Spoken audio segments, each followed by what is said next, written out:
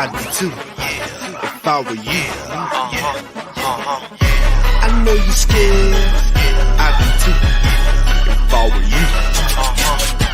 You better bring your A game, bring your A game. You better bring your A game, bring your A game. You better bring your A game, bring your A game. You better bring your A game, 'cause all the girls you better bring your A game, bring your A game. You better bring your A game, you better bring your A game. What up, Vikings fans and everyone out there watching this? This is JJ Vikings with an awesome sports reporter here. Darren Wolfson also goes by Doogie. Oh, me, JJ? Oh. It's great to have you on the show, Doogie. Good to see your pretty face, JJ. I hope school is going well. Yeah, it is. It is. I'm a freshman in high school now. I love it. Fantastic. Now, hey, Yeah. Hopefully those seniors aren't picking on you. I hope not.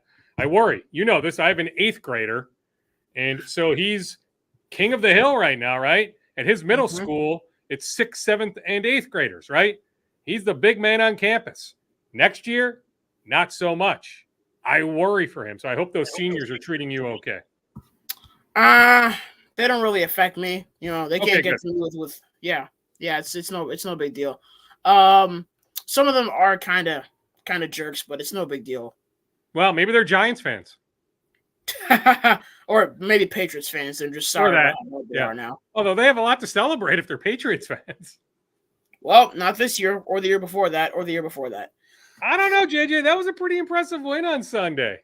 I think the Bengals are going to be pretty good. I get it. T. Higgins didn't play, Jamar Chase, all that drama. But you go into Cincinnati, you win. Maybe the Patriots are a little bit better than I thought. A little bit, but not playoff worthy. Agree. I don't think they're a playoff team.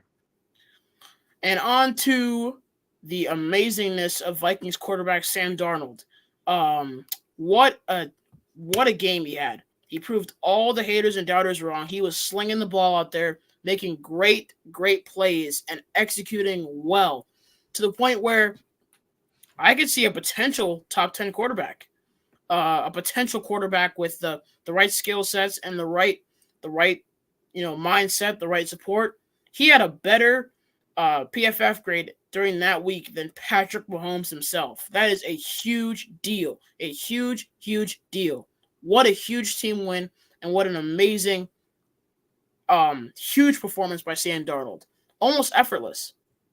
Yeah, I mean, I'm with you, JJ. Now, opponent matters, right? So, Mahomes went up against Baltimore. Darnold went up against the Giants. What could have Mahomes done if he had gone up against the Giants? I'm not quite there yet on top 10, but JJ, we've discussed this, that Sam has never had this sort of infrastructure. At the top of that list, having an elite play caller like Kevin O'Connell, and not just play caller, but elite quarterback coach, in addition to Josh McCown, the fingerprints that Wes Phillips, others have on his development, on his success. But then you think about stud left tackle. We saw how good Christian Darrisaw was on Sunday. Stud right tackle and Brian O'Neill. Stud wide receiver. We can debate, okay, is it Tyreek Hill? Is it A.J. Brown? Is it someone else? Or is it Justin Jefferson as the best receiver in football? But if you want to say that Justin Jefferson is the best receiver in football, I am not going to argue. So you have the best receiver in football. Plus you have some other weapons, including what looks like a very, very motivated. I'm not surprised, having spoken with Aaron Jones a number of times, July, August, even going back to May and June, OTAs and minicamp, just sensing how motivated he is.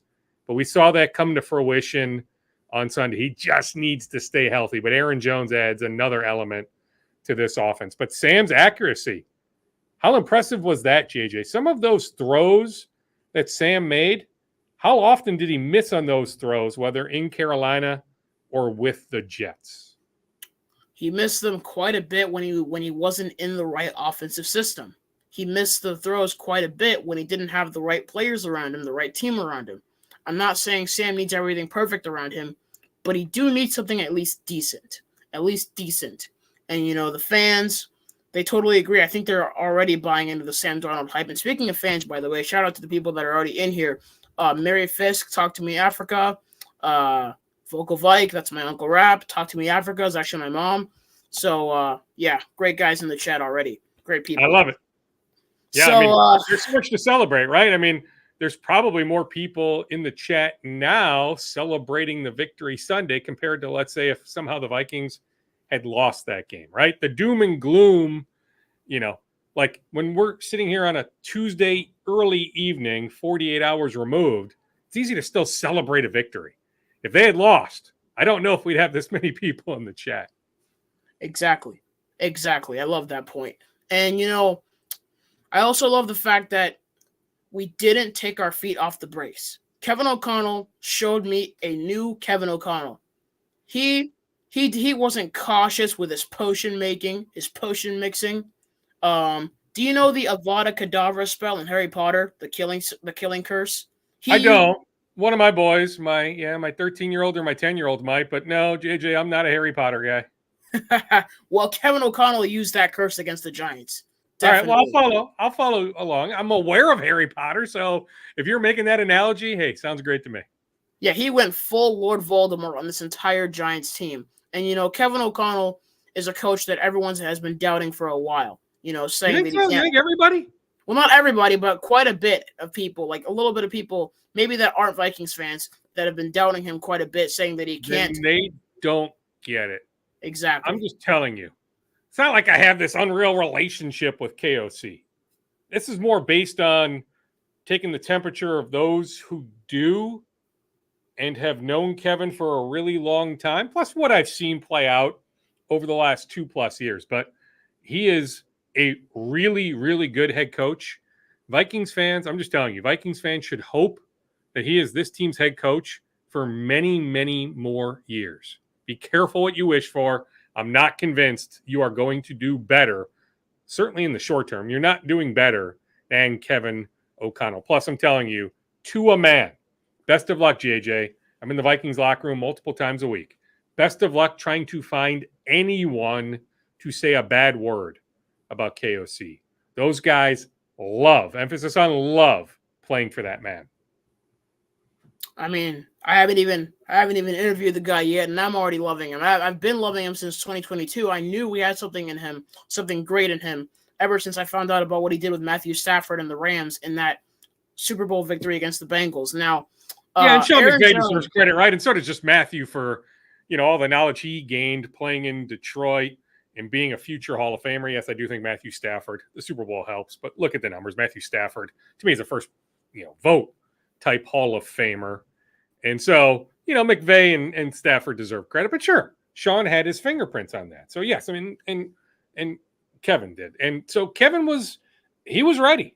Like when the Vikings hired him in 22, like it made all the sense in the world. It wasn't one of these, oh, whoa, is he quite ready for this opportunity? He absolutely was ready for this opportunity. I agree. Now, with the running game, I love how Kevin O'Connell didn't take his foot off the brakes in the running game. He took his foot and put it on the Giants' neck, kept them pinned down. It was a 28-6 victory, and you want to know why? We kept the run game going. We kept on gashing them, running it down their throats. Aaron Jones, 14 carries, 94 yards and a touchdown. And those 94 yards seemed like 194 if you ask me. And as a matter of fact, Aaron Jones, he played better than we expected. We all took the over when they said, oh, is he having 100 or 150? I said 150 at least. I said 150, and he's going to have that. In one of the games to come, he's gonna break out and have a breakout game. We have this game against the Packers coming up, and imagine Aaron Jones breaks off a huge game. I love to see that. And then on the defensive side, shout out to Harrison Smith, first of all, for his 35th career interception, which he got against the Giants. And I believe that's the highest of any active safety in the NFL right now. Correct me if I'm wrong. That is correct, top of my head. Yes. I mean, who else would have more? I mean, I'm just thinking about all the safeties that would be on that list. I mean, is it Jamal Adams or others? I don't know. I mean, I'm just trying to think of safeties that have played a bunch of years. There's not many, certainly not many that have played. Harrison's now in his 13th season, 2012 draft, JJ. He's darn near played as many years as you've been on this planet. And so, yeah, just thinking about 35, I can't imagine there's a safety anywhere even close to that many interceptions. Well, Harrison Smith has actually been playing since before I was born, believe it or not. Okay. So what year were you born? Oh, wait. Did you say 2012? He was drafted in 2012. So his first NFL game would have been what, September of 2012. Oh, okay. I was 2 years old then. Not exactly. So that's what I'm saying. So Harrison has played darn near as many years in the NFL as you've been on this planet. And if you think about Harrison really hitting the big time, transitioning from a high school in Knoxville, Tennessee to Notre Dame, big bad Notre Dame in South Bend, Indiana. You think about when he first got, set foot on campus there in South Bend, that would predate you, right? So you think about when Harrison really, really started to develop, it was before you were even born. Absolutely.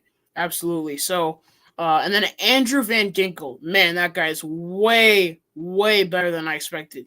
He had the fastest pick in the NFL. I mean, he just snatched the ball out of his hand in midair.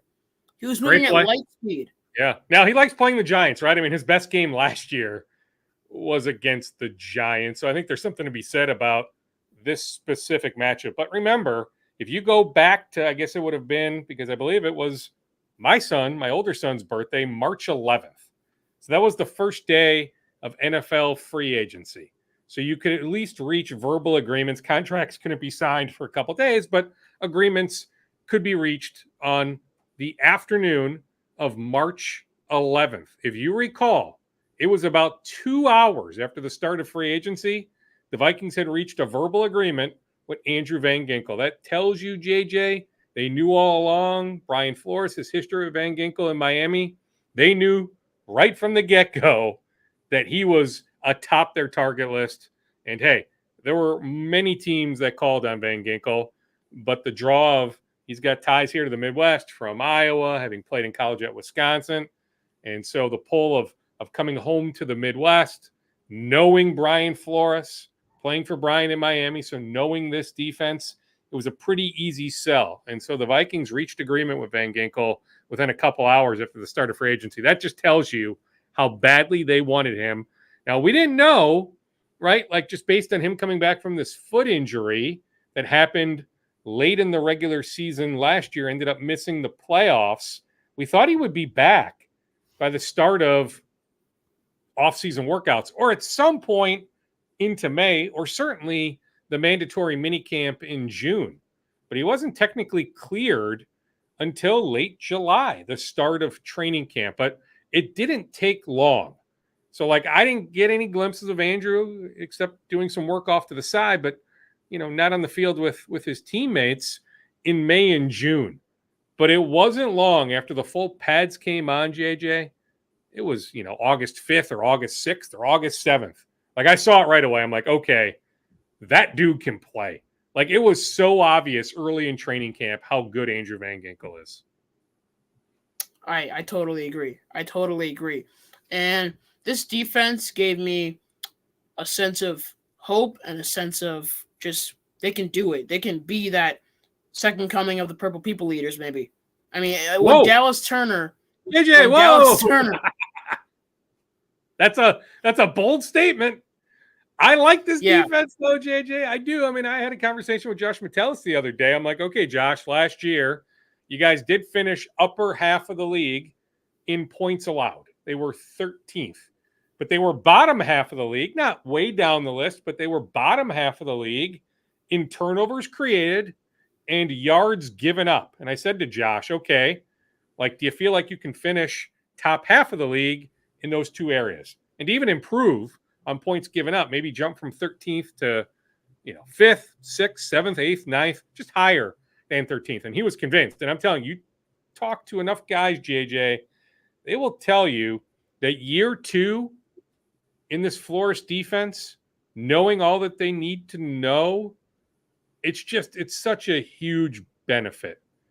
And so, yes, I believe I've been saying this for many weeks. So it's not like I'm just going out on a limb right now, and it's not even really much of a limb, that the defense, as good as it was last year, it's going to be better this year.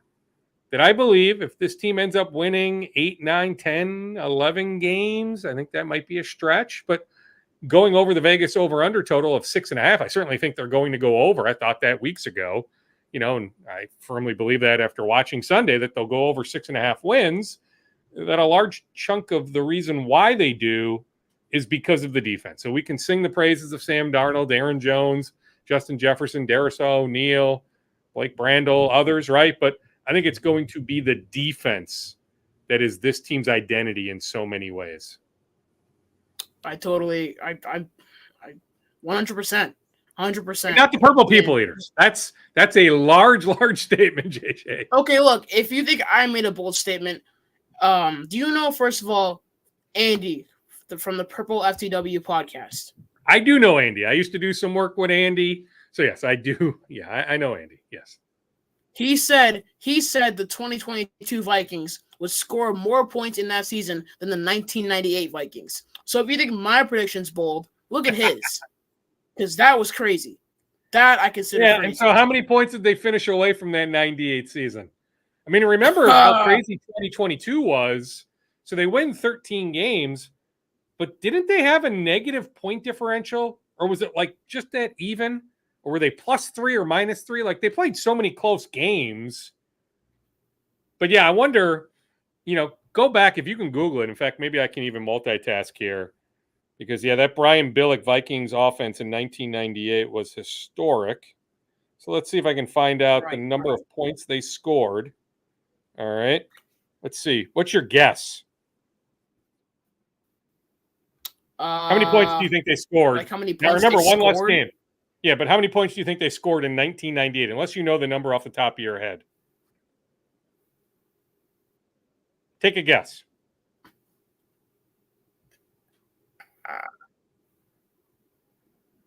I'm going to say at least 200. No, way higher. So think about Close? it. No, 16 games.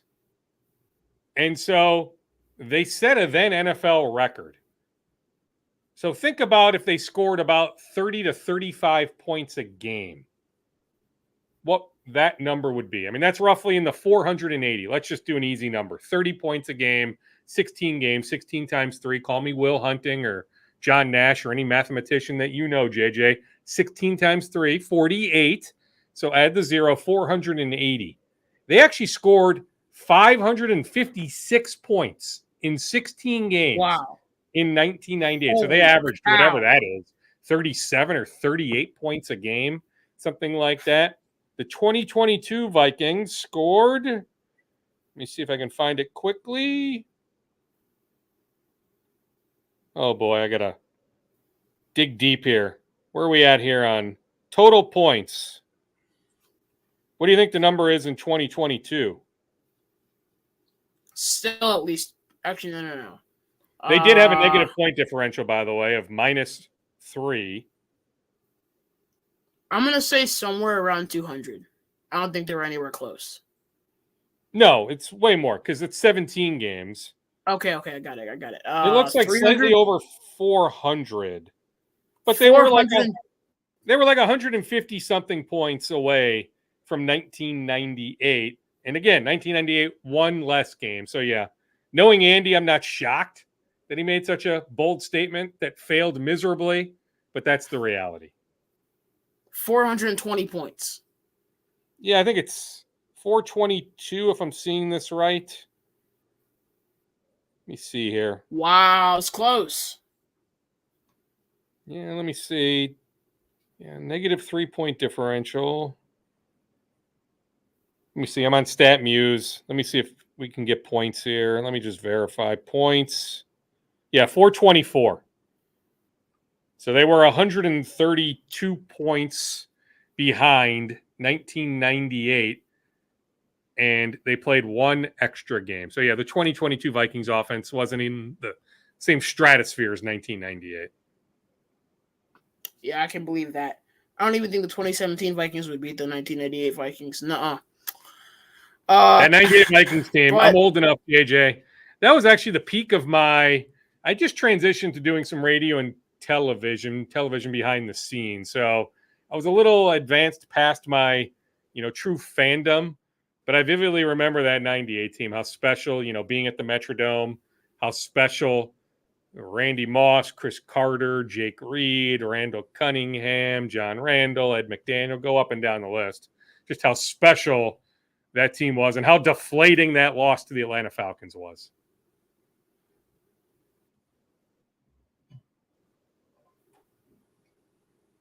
I think the team definitely was special back then and will be special now.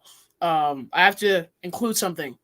For all the people that wanted Kirk back instead of Sam Darnold, let me compare their debuts. So Sam Darnold in the Vikings debut had 208 passing yards, completed 79% of his passes, 2 passing touchdowns, 1 pick that wasn't really his fault that much, and a 113.2 passer rating and a win.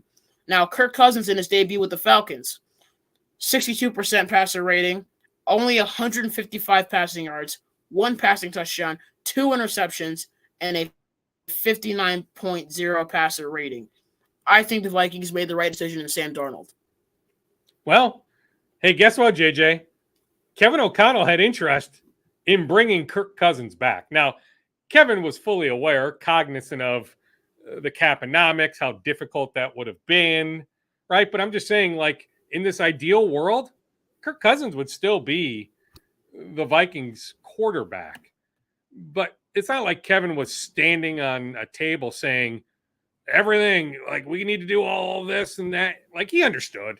It was all laid out for him. But I'm just saying there was genuine interest from him in bringing back Kirk. I'll also say that I think Kirk needs a little bit more time. Just watching some of that video, a couple things. I mean, that Steelers defense, Mike Tomlin used to coordinate the Vikings defense way back when. I mean, I know how special Mike Tomlin is. I know how special TJ Watt is, right? So that's a tough matchup. I still think Kirk will be okay, but he needs time.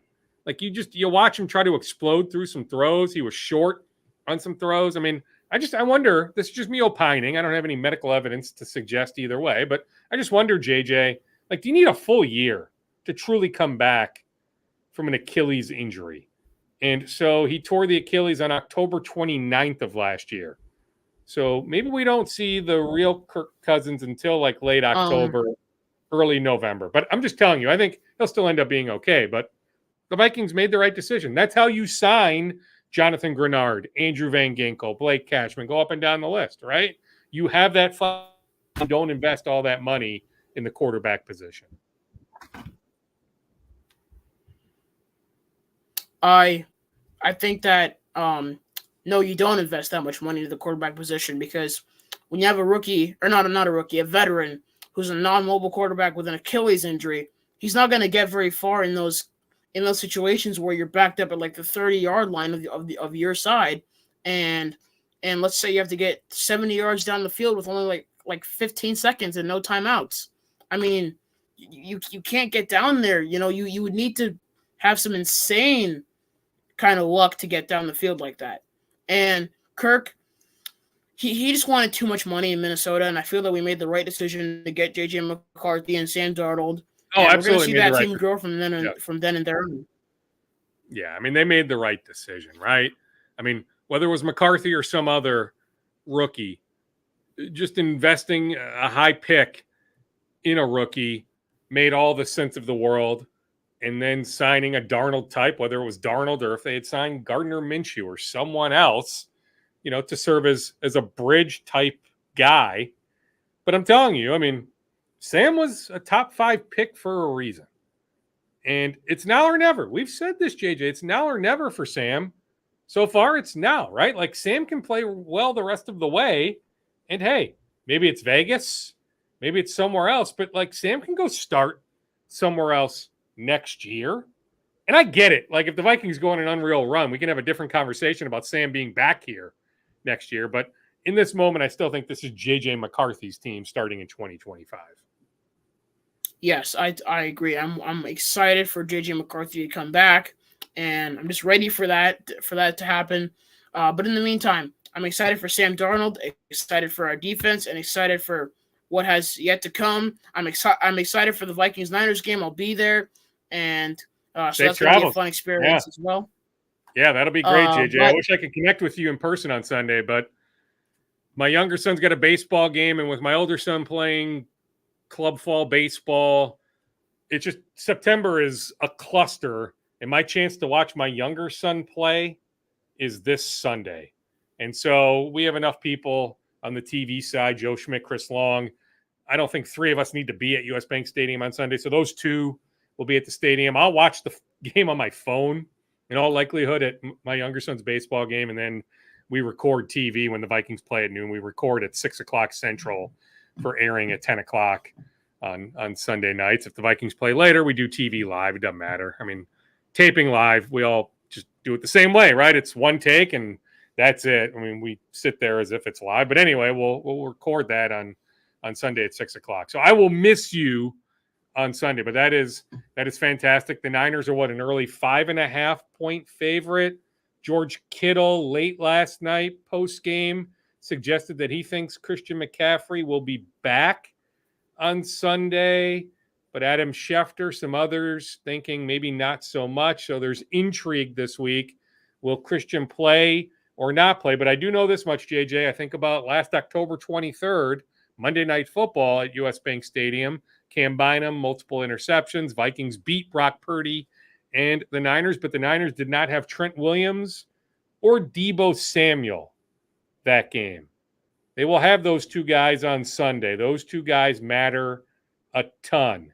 I can bet that the Niners remember that beating a year ago, but hey, it's 10 a.m. West Coast time, right? So you think about short week for the Niners.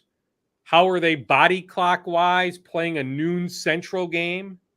And so there's certain things you start thinking about where this should be a very, very interesting matchup.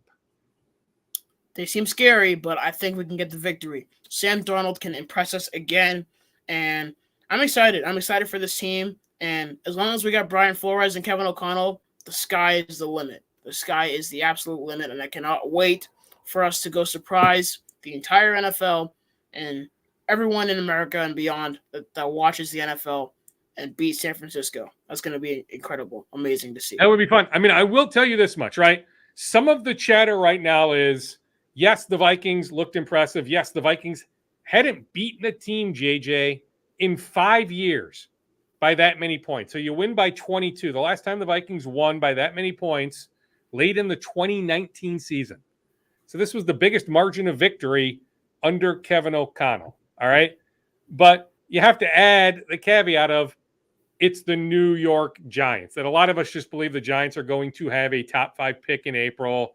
Start thinking, if you're a Giants fan, about the Georgia quarterback or the Texas quarterback or Cam Ward at the University of Miami, that it's time to move on from Daniel Jones. You find a different quarterback in April. Okay, so we don't think the Giants are that good. I think we all think the Niners are legit, perhaps the best team in the NFC. That if you win on Sunday, McCaffrey or no McCaffrey, we saw what the Niners offensive line did last night. That it could be you, me, right? Maybe not me, but you. That you could run, through some of those holes. Not to disrespect Mason, but I'm just saying, like, that Niners offensive line did such a good job on Monday Night Football that, yes, this is going to be one heck of a game. But if the Vikings can find a way, then the narrative to me, JJ, truly changes.